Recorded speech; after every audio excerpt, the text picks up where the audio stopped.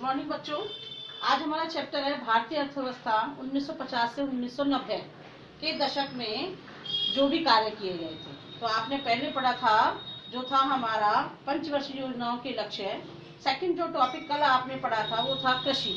ठीक है, कृषि में भू सुधार आप पढ़ चुके हैं। उसके पश्चात आपने हरित क्रांति पढ़ी थी। आज हम इसमें पढ़ रहे हैं सहायकी पर बहस। सहायकी से क्या अभिप्राय? देखिए, सहायकी जो हरित क्रांति आई थी, हरित क्रांति में जो भी नई प्रौद्योगिकी आई थी, उर्वरक या खाद बीज आदि से संबंधित जो भी चीजें आई थी, उनका पर जो है लाभ दिया जाना। तो इसके कुछ अर्थशास्त्रियों ने इसके पक्ष में तर्क दिए और कुछ अर्थशास्त्रियों ने इसके विपक्ष में तर्क दिए।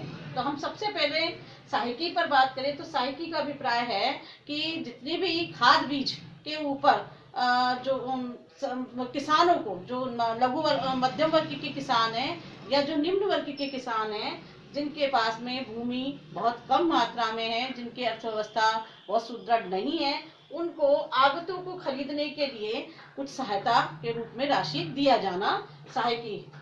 ठीक है, इसके ऊपर बहस की गई कि क्या सहायकी दी जानी चाहिए या नहीं दी जानी चाहिए। दो बातें थी।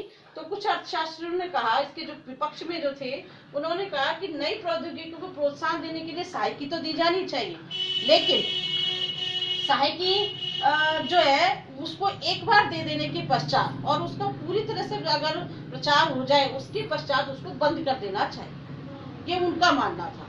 ठीक है, लेकिन कुछ दूसरे लोगों ने कहा कि जो नई जो ये प्रौद्योगिकी है वो जोखिम भरी है और जोखिम भरी होने के कारण किसान उस जोखिम भरी चीज में पैसा निवेश नहीं करेगा। पहले ही वो आर्थिक रूप से संपन्न नहीं है और फिर वो नई प्रौद्योगिकी के ऊपर पैसा नहीं खर्च करेगा। इसलिए नई प्रौद्योगिकी को प्रोत्साहन देने के लिए और वो जोखिम भरी चीज है, इसको प्रोत्साहित करने के लिए उनको सहायता दी जानी चाहिए। ये कुछ पक्ष में उनके तर्क रहे।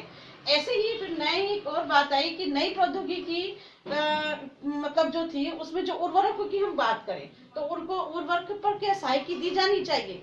तो उर्वरकों पर सहायता का लाभ केवल उर्वरक उद्योगों को मिल रहा था, इसलिए उर्वरकों पर जो लक्षित समूह थे यानी जो निम्न वर्ग के जो किसान थे उनको उसका लाभ नहीं मिल रहा था। तो कुछ लोगों ने कहा कि उर्वरक पर सहायता एक ही बार मिलनी चाहिए और पूरी तरह से जब उसका प्रचार हो जाए उसके पश्चात उसको बंद कर देना चाहिए।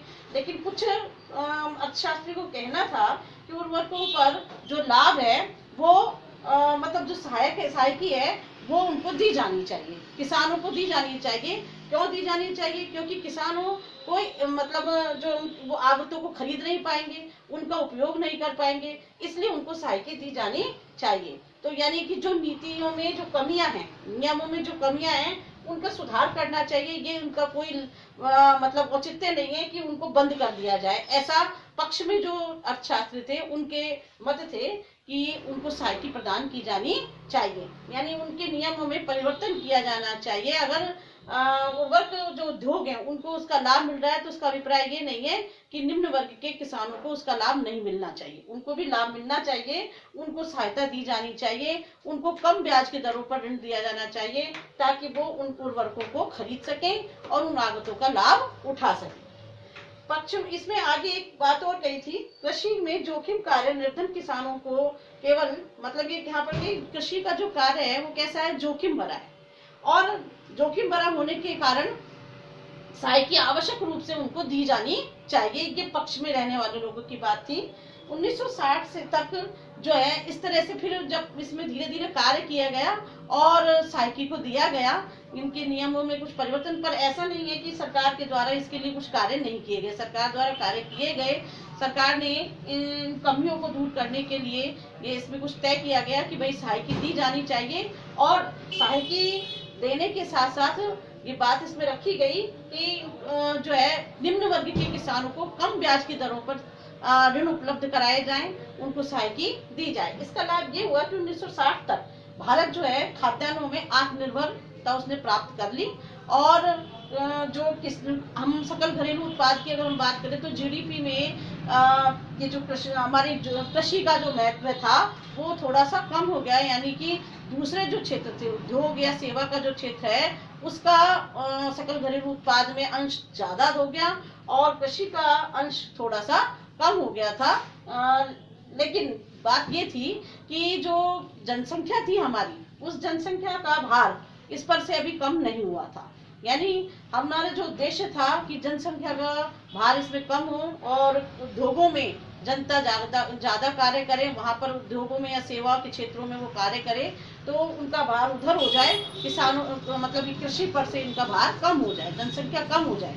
तो ये जो उद्देश्य था ये पूर्ण नहीं हो पाया, क्योंकि जो है हमने देखा कि 1995-90 तक जो है 65-67% जनसंख्या जो कि कृषि कार्यों में लगी रही, और जो है इसका कृषि का जो भाग मतलब कृषि में इनका अंशदान तो बढ़ा, लेकिन ये कहना इसका ये था छात्रियों का कि इतना उत्पादन तो कम जनसंख्या से भी प्राप्त किया जा सकता था, जो कि इतनी जनसंख्या जो इस पर लगी हुई है इस क्षेत्र में, उतना जो उत्पादन हुआ है उसका कोई महत्वपूर्ण लाभ हमको प्राप्त नहीं हुआ। यानी कि जो एक महत्वपूर्ण भूमिका होनी चाहिए थी वो लाभ हमको इसमें नहीं मिल पाया।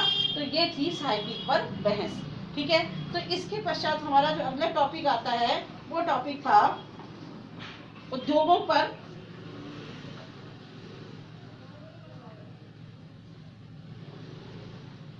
उद्योग और व्यापार। इसको हम कल पढ़ेंगे। वैसे थोड़ा सा इसके अंदर हम पढ़ लेंगे। अर्थशास्त्रियों ने पाया कि निर्धन राष्ट्र तभी प्रगति कर पाते हैं, कोई भी निर्धन राष्ट्र कब तरक्की करता है, जब उस देश में उद्योगों का महत्व बढ़ता है, उद्योग ज्यादा होते हैं और व्यापार अधिक मात्रा में होते हैं, तो वहाँ लोगों को अधिक मात्रा में रोजगारों की प्राप्ति हो जाती है। तो जितने ज्यादा उद्योग होंगे, जितने ज्यादा रोजगार होंगे, उतनी ही अधिक रोजगारों की प्राप्ति होगी। जैसा कि इस में भी साहित्य में भी बताया गया था कि जो कृषि का भार कम नहीं हुआ था जनसंख्या का, उसका एक ही कारण था कि हमारे देश में उद्योग धंधे बहुत अधिक मात्रा में जनसंख्या को खपा नहीं पाए, यानी अधिक उद्योग नहीं थे, इसलिए लोगों को रोजगार यहाँ नहीं मिला, तो उन्होंने कृषि के क्षेत्र में अपनी स्थिति को बनाए रखा था। तो यही एक कमी थी जिसके कारण जो प्रौद्योगिकी का लाभ बहुत अधिक मात्रा में प्राप्त नहीं हो पाया था। और आगे इसमें उद्योगों में बताया गया है कि उद्योग रोजगार उपलब्ध कराते हैं, कृषि में रोजगार की अपेक्षा अधिक स्थायी होते हैं, यानी कृषि का क्षेत्र इतना स्थायी नहीं है जितना कि उद्योग का क्षेत्र स्थायी है रोजगार उपलब्ध कराने के मामले में। आधुनिकीकरण और समग्र समृद्धि को बढ़ावा मिलता है। इसी कारण से हमारी पंचवर्षीय योजनाओं में भी औद्योगिक विकास पर बहुत अधिक मात्रा में बल दिया गया था। अपने पिछले अध्याय में हमने पढ़ा था कि स्वतंत्रता के समय भारत में बहुत कम उद्योग थे। अधिकांश जो उद्योग थे वे थे सूती वस्त्र के, पटसन के, और यहाँ तक जो जमशेदपुर और कोलकाता में लोहा व इस्पात उद्योग ऐसे थे, लेकिन इनमें जो है बहुत अधिक मात्रा में इनका विस्तार नहीं हुआ था, इसलिए बहुत सारे लोगों को इनसे रोजगार की प्राप्ति नहीं हुई थी। इसलिए हमारी पंचवर्षीय योजनाओं का जो मुख्य आधार है वो बनाया, क्या आधार रखा गया था कि बहुत अधिक मात्रा में उद्योगों की स्थापना की जाए ताकि बहुत सारे लोगों को रोजगार प्राप्त हो सके। भारतीय प्रौद्योगिकी विकास में सार्वजनिक और निजी क्षेत्र की भूमिका, इसको हम नेक्स्ट टॉपिक में पढ़ेंगे। थैंक यू वेरी मच बच्चों।